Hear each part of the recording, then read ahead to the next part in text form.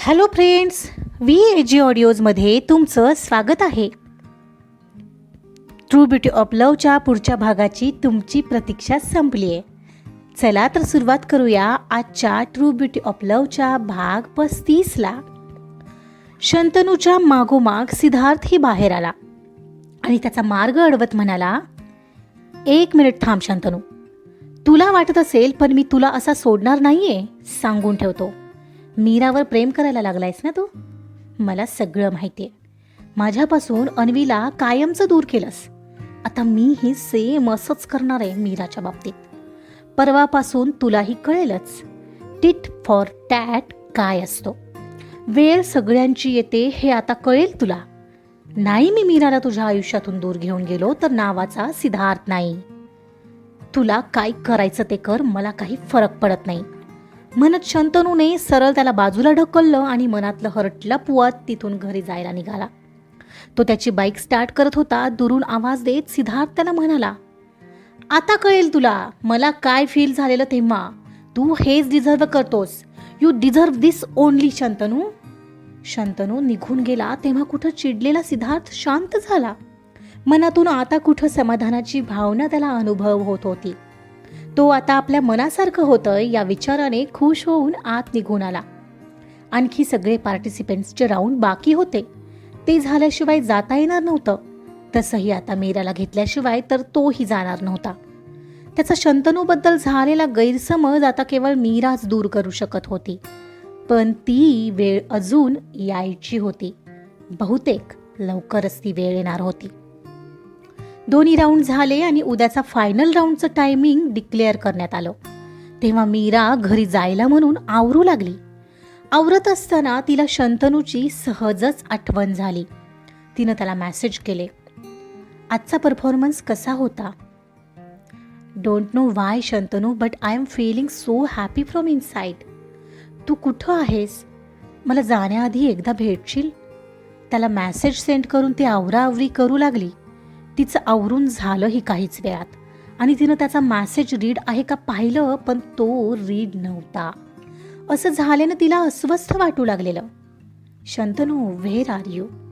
तिनं पुन्हा एकदा त्याला मेसेज केला. तोही मेसेज गेला पण रीड झालाच नाही. शेवटी ती वैतागून बाहेर आली की कदाचित तो बाहेर वाट पाहत असेल. बाहेर येऊन तिनं शंतनूला कॉल केला. रिंग जात होती पण तिकडून कॉल उचलला गेला नाही. अर्थात तो बाईक चालवत होता, सो फोन उचलूच शकत नव्हता. एवढ्यात मागून सिद्धार्थ आला. हे मीरा, अगं मला सांगायचं ना बाहेर येऊन थांबली असते. कधी आलीस? अरे आत्ताच तर आले. चल ना निघायचं? थोडं थांबूया का?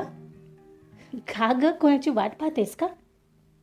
नाही, ती त्याला खोटं स्मित करत म्हणाली आणि भलतीकडे पाहू लागली.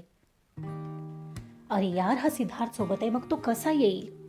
तिच्या आता कुठं लक्षात आलं आणि आणखीनच वाईट वाटू लागलं. मग निघायचं का मीरा? त्यानं पुन्हा एकदा विचारलं. तुला निघायचं तर तू निघ ना सिद्धार्थ, माझी मी जाईन आता. ओह कम ऑन मीरा, सकाळी सोबत आलोय तर आता सोबत जायला काय प्रॉब्लेम आहे? ओके, एक काम कर ना, मला पाणी हवंय, माझ्यासाठी बॉटल घेऊन येतोस? ओके आलोच म्हणत तो लगेचच निघून गेला. सगळे लोक निघून जात होते. त्या गर्दीमध्ये मीराची नजर मात्र शंतनूला शोधत होती. तिनं पुन्हा त्याला फोन लावला पण आताही तो उचलत नव्हता. तिला आता आतून फारच हर्ट वाटू लागलं होतं. 5 मिनिटांनी सिद्धार्थ पाण्याच्या बॉटलसोबत माघारी आला. हे घे पाणी. तो तिच्यासमोर पाण्याची बॉटल करत म्हणाला, थँक्स. तिनं मनातलं हर्ट लपवत आताही ती स्मित करत घेतली. आता त्याने आणलंच आहे म्हणून तिनं पाण्याचे काही घोट पिले. पण मनात एक पोकळी वाटत होती. ती काही केल्या कमी होत नव्हती. तो न भेटताच निघून गेला की काय? असं का केलं त्याने? तरीही मला एकदा भेटायला आला असता तरी मी कशीही करून भेटले असते त्याला. तिला याचं थोडं वाईटच वाटत होतं.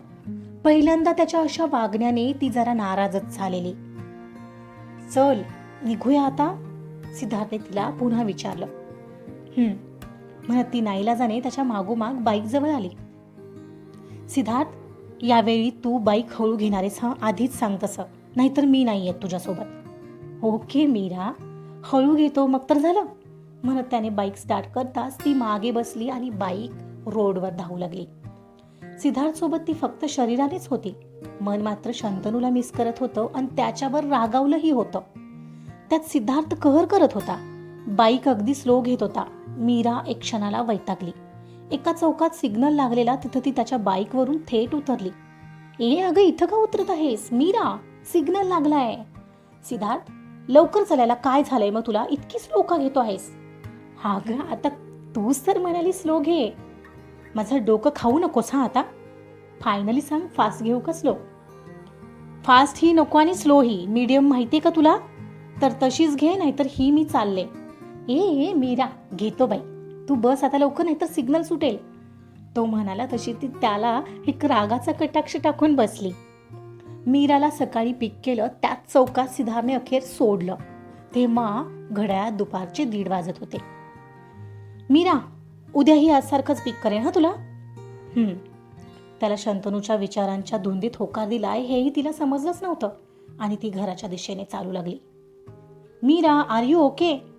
ती तिच्याच विचारात आहे हे पाहून त्याने तिला आवाज देऊन विचारलं. हो, जाते मी आता, उशीर झालाय, म्हणत ती निघून गेली. मग सिद्धार्थ ही न समजून लगेचच निघून गेला. जाता जाता मनात शंतनूचा जो राग आलेला तो बाहेर तर निघणार होता. ती शंतनूला मेसेज टाईप करू लागली.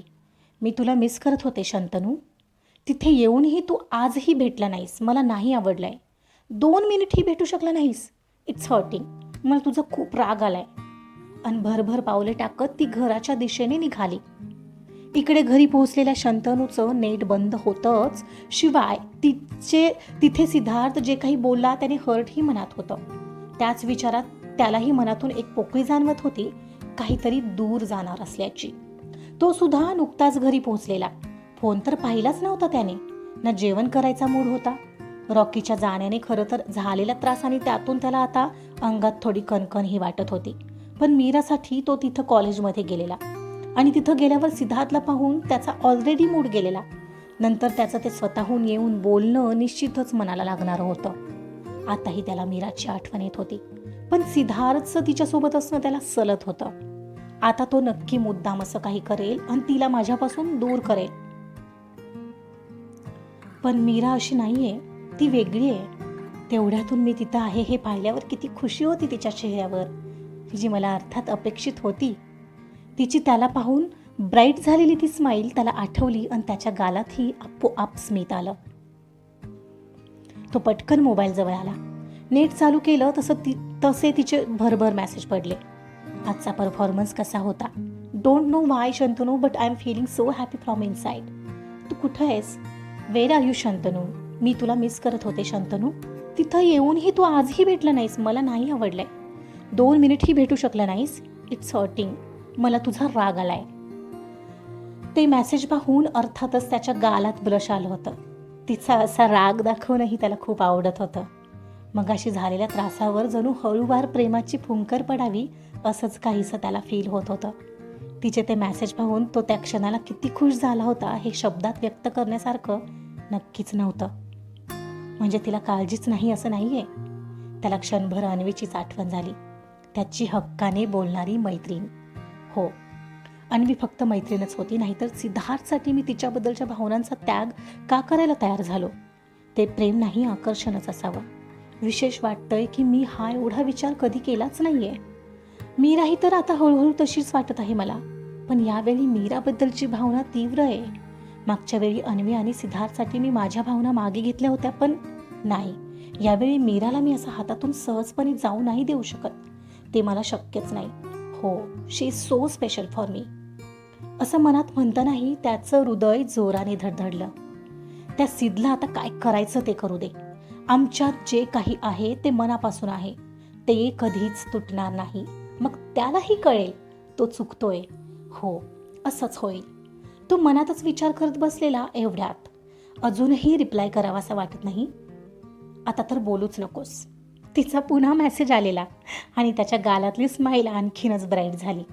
हे सॉरी ना मीरा, अगं थोडी तब्येत ठीक नाही म्हणून न भेटताच आलो. रिअली सॉरी यार. त्याने तिला रिप्लाय केला तसा लगेचच तिचा रिप्लाय आला, जणू ती मोबाईल सोबतच होती. ओ, काय झालं शंतनू? तू ठीक आहेस ना? काय होतंय नक्की तुला? काही नाही गं, थोडं अंगात थोडी कणकण जाणवते. अरे मग तू कशाला आलास असं असताना कॉलेजमध्ये?